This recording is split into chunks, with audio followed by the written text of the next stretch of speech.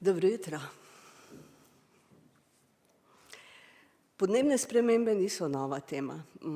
Številni med nami, ki smo se danes zbrali na tej konferenci, se z njimi ukvarjamo že več let.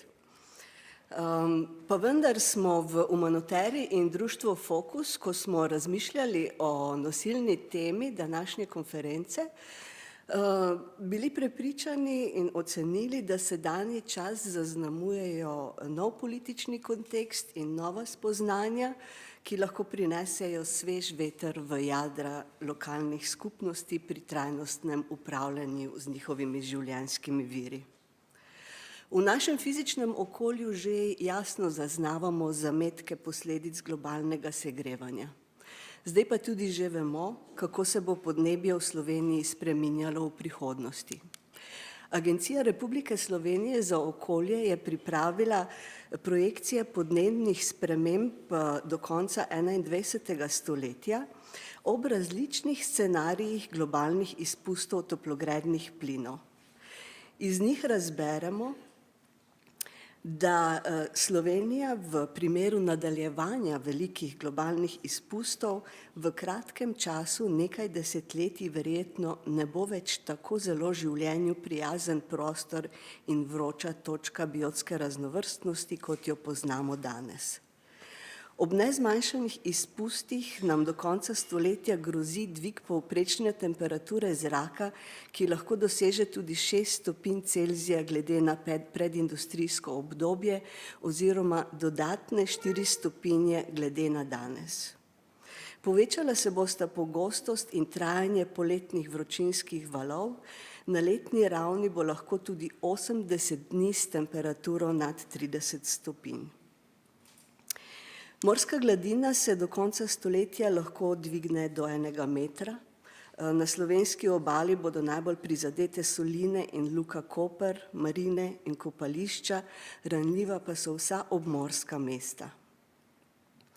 Ob nadaljevanju velikih izpustov bomo ob koncu stoletja poleti imeli pogostejše intenzivne suše, ki jih bodo prekinjala neurja z močnimi nalivi.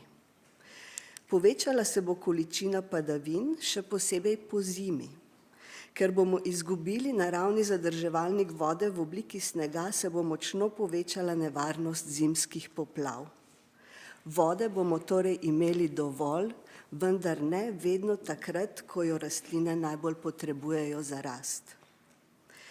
Spremembe temperature in padavin bodo povzročile stres za rastlinski svet, ki se ne more tako hitro prilagajati. Spremenili se bodo pogoji za pridelavo hrane, vprašljivo je preživetje današnjih drevesnih vrst, ki danes sestavljajo slovenske gozdove. Vendar pa prihodnje podnebne spremembe zaenkrat še niso usoda človeške civilizacije, ampak so še vedno naša izbira.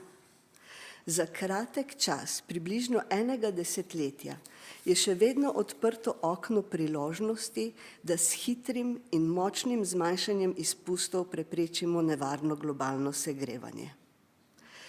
Sporočila podnebne znanosti zdaj tudi zaradi odmevnega mladinskega podnebnega gibanja vendarle pospešeno dobivajo svoje mesto v političnem diskurzu. Slovenska podnebna politika je del politike Evropske unije, ki je na tem področju najambicioznejša svetovna regija.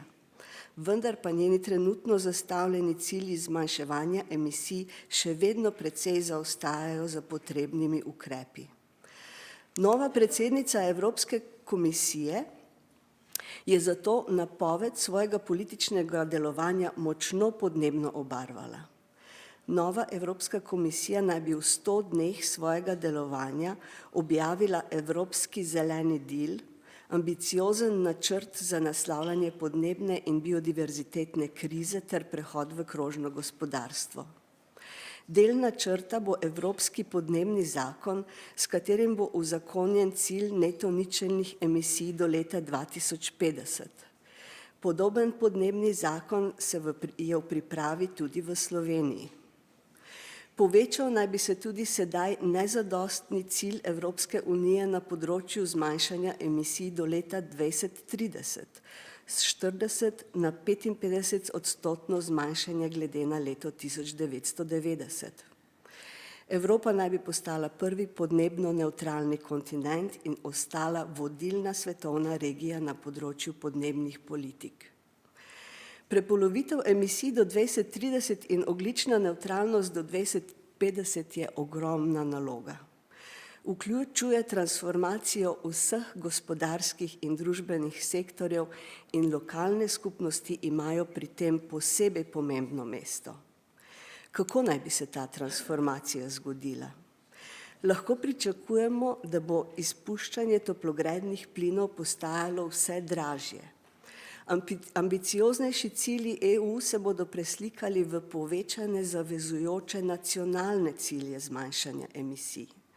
Po drugi strani pa bo za blaženje podnebnih sprememb na voljo veliko denarja.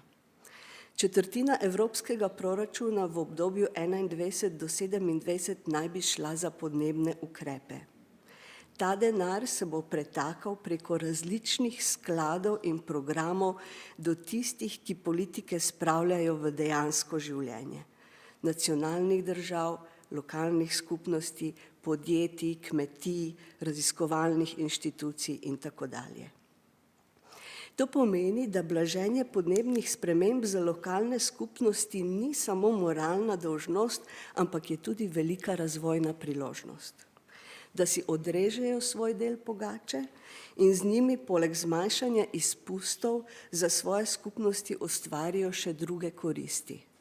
Izboljšanje kakovosti življenjskega okolja, prihranke, priložnosti za lokalno ekonomijo in zelena delovna mesta.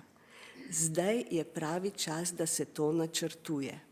Zdaj se pripravljajo regionalni razvojni programi, ki bodo osnova za programiranje porabe kohezijskih sredstev v obdobju 2021 do 2027.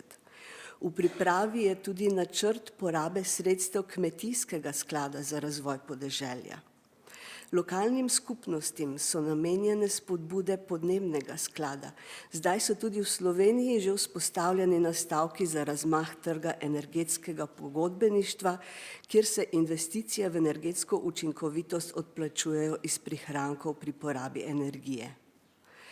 Lokalne skupnosti in skupnostne iniciative so kot poligon naprednih rešitev zaželeni partner v razvojnih in raziskovalnih projektih in javno-zasebnih partnerstvih. Brez njih država ne more izpolniti zavezujočih ciljev na področju zmanjševanja izpustov toplogrednih plinov, ki se jim je zavezala kot članica EU in podpisnica Pariškega sporazuma.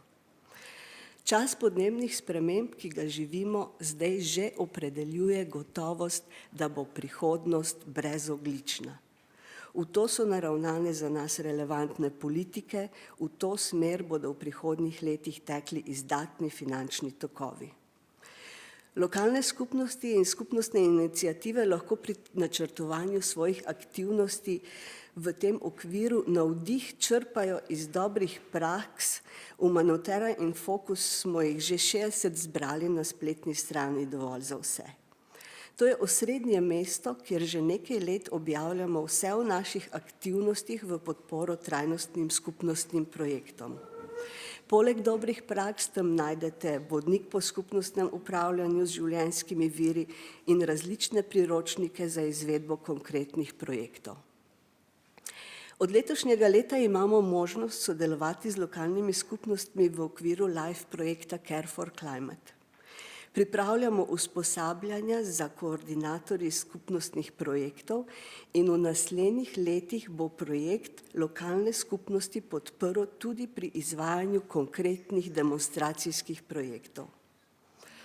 V zadovoljstvo nam je, da bomo na današnji konferenci spet slišali poročila za dogajanja na domačem terenu, hkrati pa se bomo s pomočjo uvodnih govorcev razgledali po širšem evropskem prostoru. Vsem skupaj nam želim, da nam bo to dalo dodatnega zagona za delo na področju skupnostnega upravljanja z življenjskimi viri. Hvala lepa.